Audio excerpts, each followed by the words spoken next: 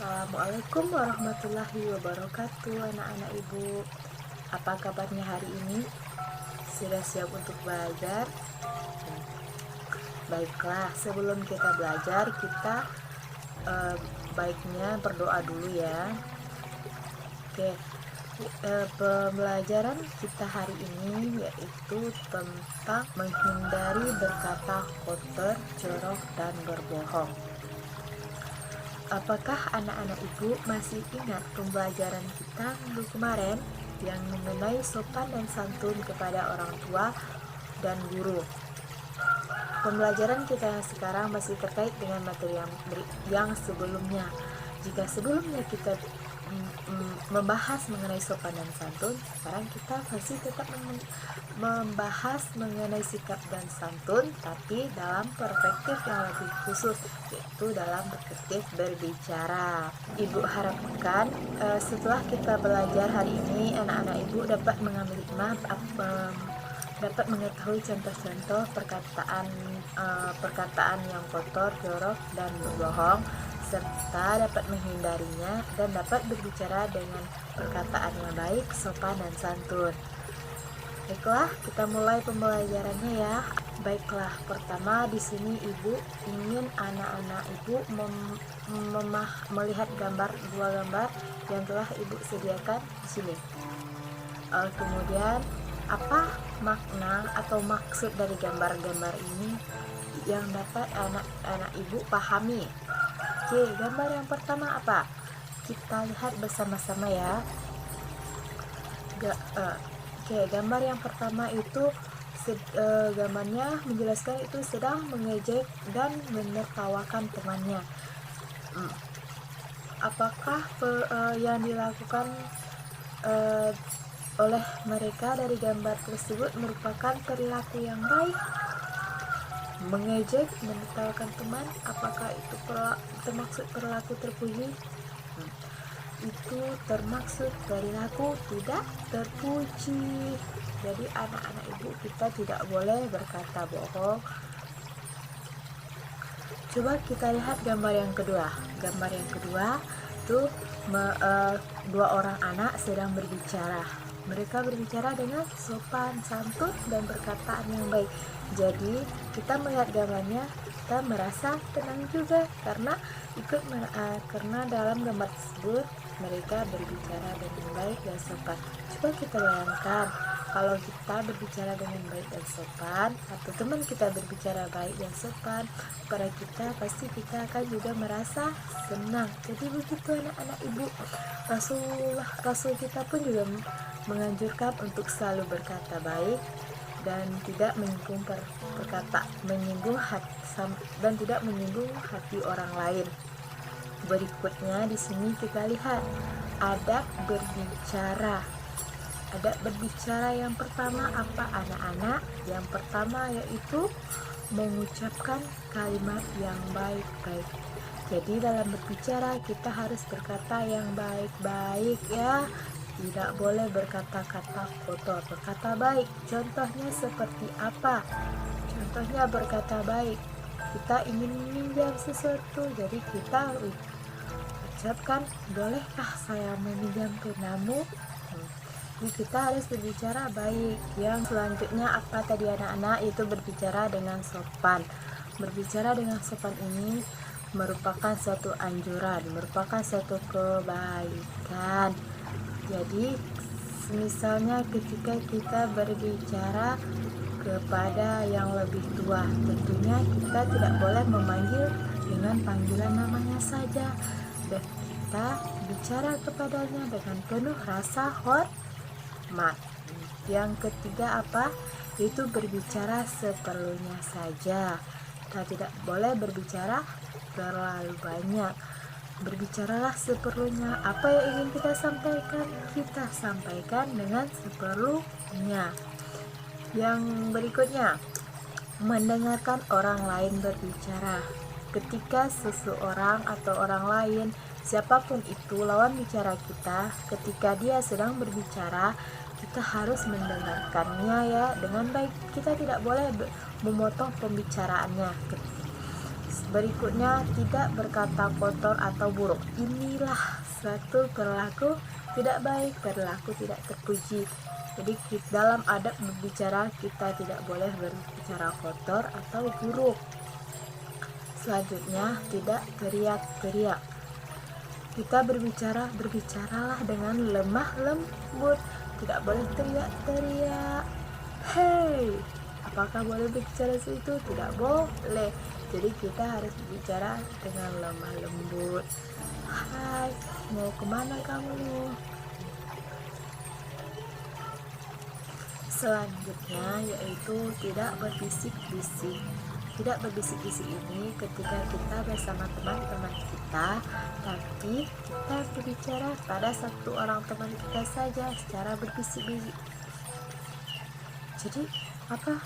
Jadi teman-teman kita yang lain akan merasa tersinggung kalau kita berbicara berbisik kepada salah satu teman kita, tapi teman-teman kita yang lain tidak mengetahui apa yang kita ucapkan kepada teman kita ini. Yang selanjutnya yaitu tidak berbohong.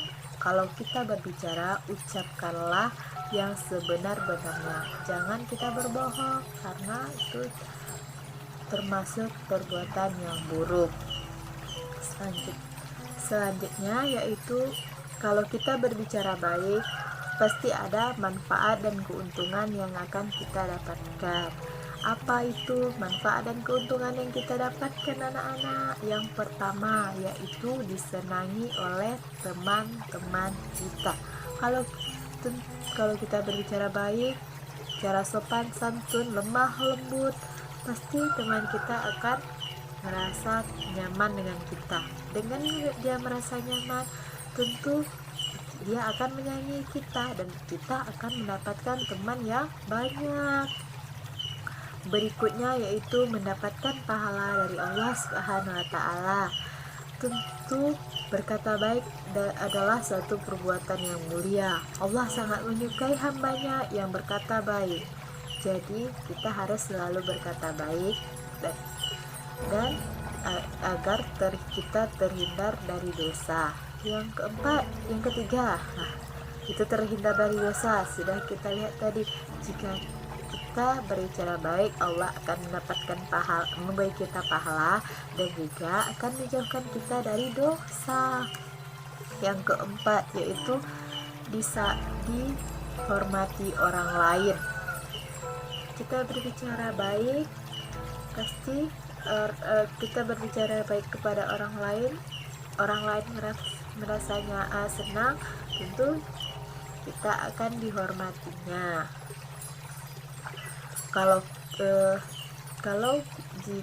Jikalau kita tidak berbicara baik, pasti kita akan mendapatkan kemudaratan atau mendapatkan kerugian. Apa kerugian yang akan kita dapatkan, anak-anak? Yang pertama yaitu dijauhi teman-teman. Yang kedua, tidak dipercaya orang lain. Yang ketiga, mendapatkan dosa. Selanjutnya kita akan menjadi teman setan. Tentu kalau kita berbicara baik dan kotor, tidak ada orang yang akan berteman dengan kita. Dan Allah juga tidak menyukai orang-orang yang berkata kotor atau bohong. Tentu kita akan mendapatkan dosa dan menjadi teman setan. Baiklah anak-anak, di sini ibu punya 5 pernyataan. Berilah tanda B jika pernyataan benar dan beri tanda S jika pernyataan salah. Oke, di sini pernyataan yang pertama kita baca bersama-sama, itu keluar kelas tanpa meminta izin kepada guru. Apakah itu pernyataan benar atau salah? Ya, pernyataannya salah karena kita tidak menghargai guru yang ada di dalam kelas. Ketika guru menerangkan misalnya, tapi kita keluar tanpa meminta izin kepada guru terlebih dahulu, itu merupakan perbuatan yang salah atau perbuatan yang tidak baik. Yang kedua yaitu memarahi teman yang melakukan kesalahan. Apakah pernyataan tersebut benar atau salah? pernyataan tersebut salah. Kenapa? Karena kita tidak boleh memarahi orang lain walaupun dia berbuat salah. Terus apa yang harus kita lakukan jika teman kita berbuat salah? Ya, kita harus memberitahunya, tidak boleh memarahinya atau apalagi menghakiminya. Kita harus berbicara baik kepadanya, mengatakan kalau perbuatan yang dia lakukan itu perbuatan yang tidak baik. Yang ketiga, mengucapkan salam ketika bertemu guru di jalan. Apa itu pernyataannya anak-anak? Benar, pernyataan itu pernyataan benar, karena bertegur sapa merupakan perbuatan yang baik. Ketika bertemu orang lain, kita mengucapkan salam dan menegurnya. Yang keempat, apa? Menahan diri untuk tidak berkata kotor atau jorok. Menahan diri untuk tidak berkata kotor atau jorok merupakan pernyataan yang benar. Karena saat kita menahan diri kita untuk tidak mengucapkan kata-kata yang jorok, kotor, merupakan suatu kebaikan. Pernyataan yang kelima kita baca, menegur teman yang berbohong. Menegur teman yang berbohong merupakan suatu pernyataan yang benar. Karena saat teman kita berbohong, melakukan kesalahan, kita harus menegurnya dan mengingatkannya. Oke, jadi anak-anak ibu harapkan anak-anak ibu dapat berkata yang baik dan menghindari perkataan yang kotor atau jorok, apalagi berbohong. Jadi untuk pertemuan kali ini ibu cukupkan sampai di sini. Kita ucapkan bersama-sama alhamdulillahirabbil alamin. Ibu tutup dengan assalamualaikum warahmatullahi wabarakatuh.